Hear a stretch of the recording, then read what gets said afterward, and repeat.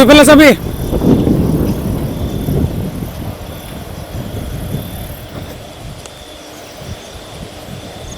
লামডিং বনাঞ্চলৰ পৰা খাদ্য সন্ধানত আচলতে নিতৌ হাতীৰ জাকটো পশ্চিম কাৰ্বি আংলঙলৈ যায় আৰু সেই ঠিক এইদৰে যোৱাকালি নিশাও আচলতে এইদৰে পাৰ হৈছিল আৰু সেই সময়তে আচলতে দুখনকৈ ৰেল আচলতে এই স্থান উপস্থিত হৈছিল আৰু বিশেষকৈ উজনিমুৱা ৰাজধানী এক্সপ্ৰেছ আৰু নামনিমুৱা এখন মালবাহী ৰেল আৰু দুইখনৰ সন্মুখত উপস্থিত আছিল এই বন বিষয়াগৰাকী, যিগৰাকীৰ নেতৃত্বত আচলতে এই সকলো গাড়ী ৰখাই আচলতে হাতীৰ জাকটো সুকলমে পাৰ কৰিছিল।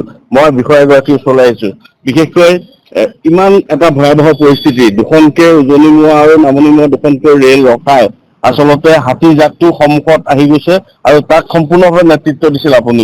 কি ক'ব আচলতে? যোৱা ৰাতিও মানে অন্য দিনতে যোৱা ৰাতিও আপোনাৰ ঠিক 8টামান বজাত হাতীখিনি মানে আমাৰ ৰেলৰ ট্ৰেকৰ কাষত লামডিং ৰিজাৰ্ভৰ পৰা ওলাই আহি অৱস্থান কৰিলে। তাৰপিছতে আমি দেখিলো যে ছিগনেল দিয়া আছে, লগে লগে আমি ৰেলৱে কণ্ট্ৰল ৰুমত জনালো যে হাতী পাৰ হ'ব হৈছে।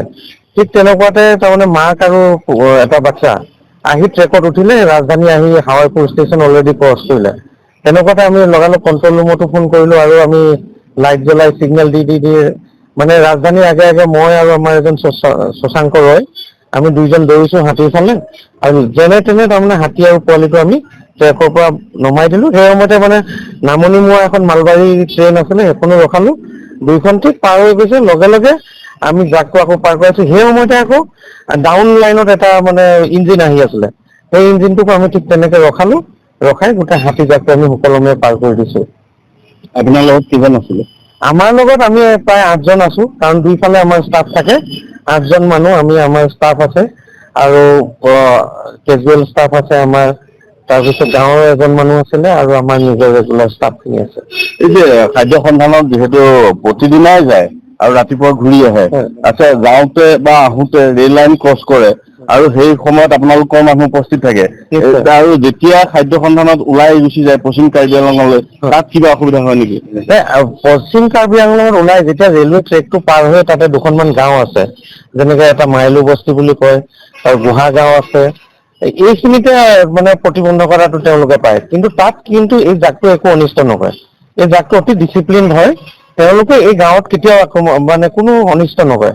কিন্তু মানুহবিলাকৰ মানে হাতী চাবলৈ অহা মানুহ বা গাঁৱৰ মানুহখিনিয়ে টিং বজাই বিভিন্ন প্ৰকাৰে মানে জুই লগাই তেওঁলোকে মানে বাধা দিব। তেতিয়া কি হয়, হাতী জাকটো আকৌ আমাৰ ঘূৰি আহে। এইখিনি আমাৰ কাৰণে এটা মানে অতি প্ৰত্যাহ্বানমূলক, কাৰণ 3বাৰলৈকে তেওঁলোকে পুছবেক কৰে হাতী জাকটো।